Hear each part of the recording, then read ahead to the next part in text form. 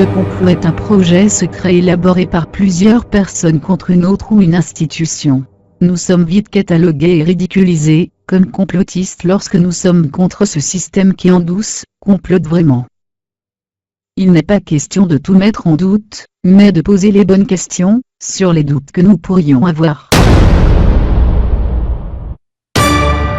Sommes-nous complotistes si nous disons que les médias sont détenus par des gens riches, et qu'une majorité de journalistes évitent de dévoiler des affaires embarrassantes pour le club dont leurs patrons appartiennent, où on en parle pendant 30 secondes, afin de dire que la presse est libre, et on passe rapidement à des informations de moindre importance, qu'on nous rabâche en boucle pour nous abrutir. Les journalistes sont devenus des gens bien payés, ils deviennent simplement des orateurs, qui racontent ce que la rédaction leur écrit sur le prompteur ou dans l'oreillette. La peur de perdre leur place rend les informations faussées, et ils collaborent à la propagande et à la manipulation du peuple.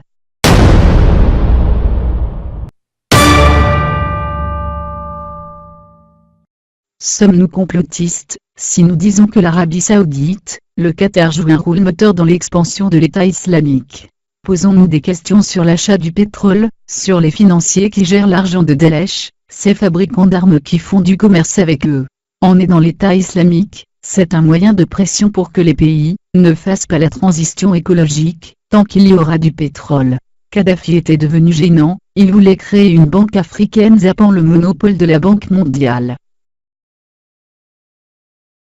Octobre 2015, Manuel Valls se rend à Riyad, il signe pour 3 milliards d'euros de promesses de contrat et lance cet appel aux acteurs économiques saoudiens. Venez investir dans notre pays, au cœur de l'Europe, c'est le moment plus que jamais. Le rôle de l'Arabie Saoudite et du Qatar, deux de nos partenaires commerciaux, est pourtant plus que trouble dans la création du groupe État islamique.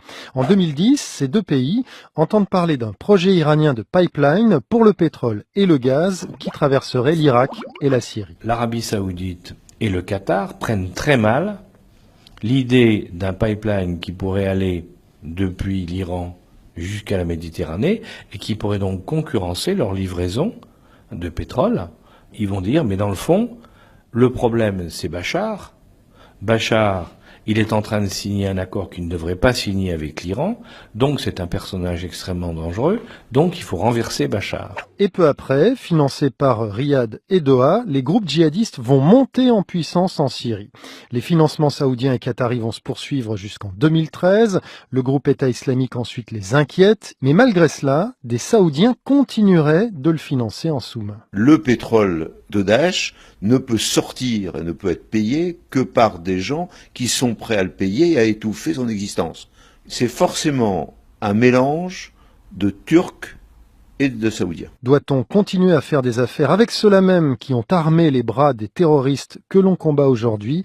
La question se pose donc après les attentats du 13 novembre.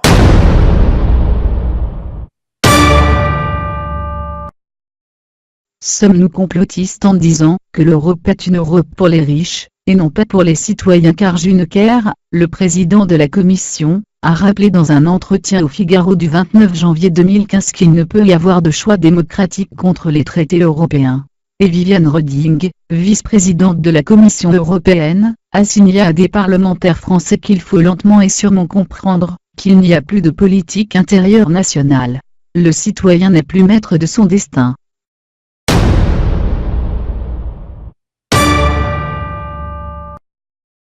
Sommes-nous complotistes si nous disons que la médecine est un business et que devant les maladies, les traitements dépendent de la classe sociale? Les riches bénéficient des avancées de la médecine avant tout le monde.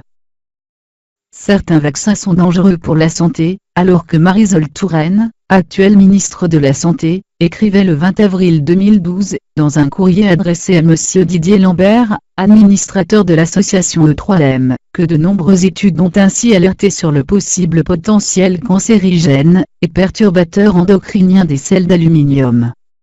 Mais on continue pour l'argent.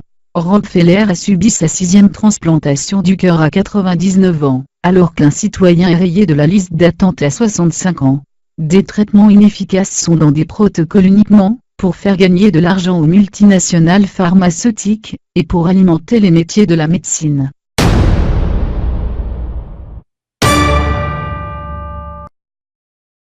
Sommes-nous complotistes en dénonçant que la justice est à deux vitesses?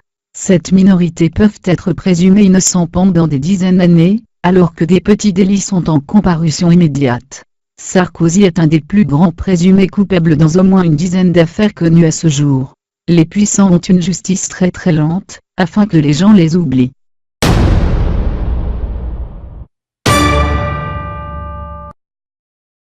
Sommes-nous complotistes en disant que les guerres servent les intérêts des multinationales?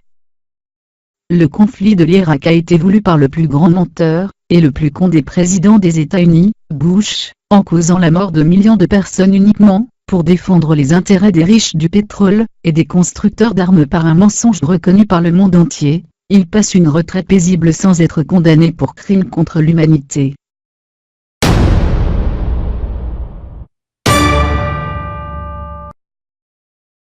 Sommes-nous complotistes en disant que nous ne sommes pas en démocratie parce que nous élisons une élite qui doit représenter le peuple, mais une fois élu, il défend les intérêts des plus puissants, les banques qui l'ont aidé à financer sa campagne, et par le passage dans les médias. Les élites politiques bafouent les règles de la démocratie. Souvenez-vous, exemple de trucage de vote. Les élections du PS truquées entre Ségolène Royal et Aubry, de même que les élections UMP entre Copé et Fillon. Le référendum de 2005 a été antidémocratique, et d'autres histoires de corruption et de magouille dans ce cercle politicien, montrant la complicité entre les riches, et les politiques contre le peuple.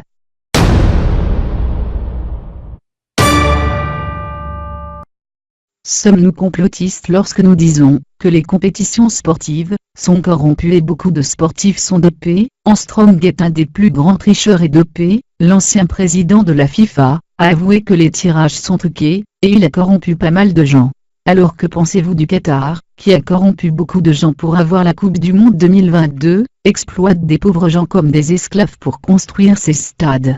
Malgré ces scandales, la Coupe du Monde aura bien lieu au Qatar.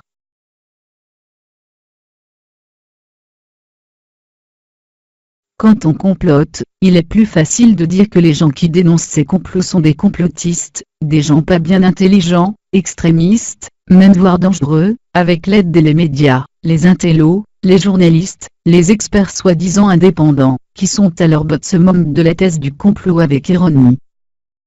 Il est plus difficile pour les citoyens de comploter, ils ont peu de moyens pour dénoncer les vrais complots, un peu les réseaux sociaux, mais qui devient de plus en plus difficile, car ils sont algorithmement triés, ou alors ils publient votre pensée à une infime partie de vos amis, il faut payer pour diffuser plus.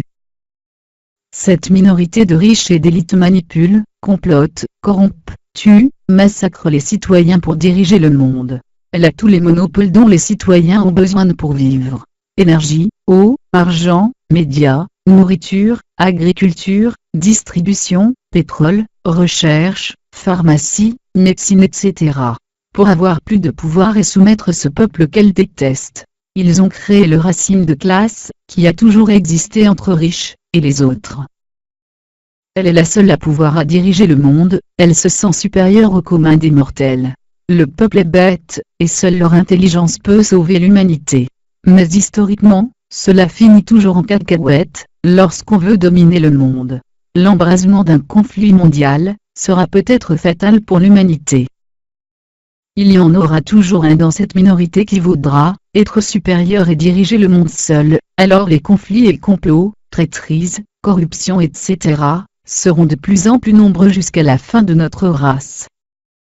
Qui complotent? Ceux qui ont les moyens pour le faire. Le peuple ne peut que se révolter, s'il n'est pas trop tard alors cela vaut le coup de réfléchir par soi-même, évitez de vous faire manipuler par les médias, et cette démocratie bidon.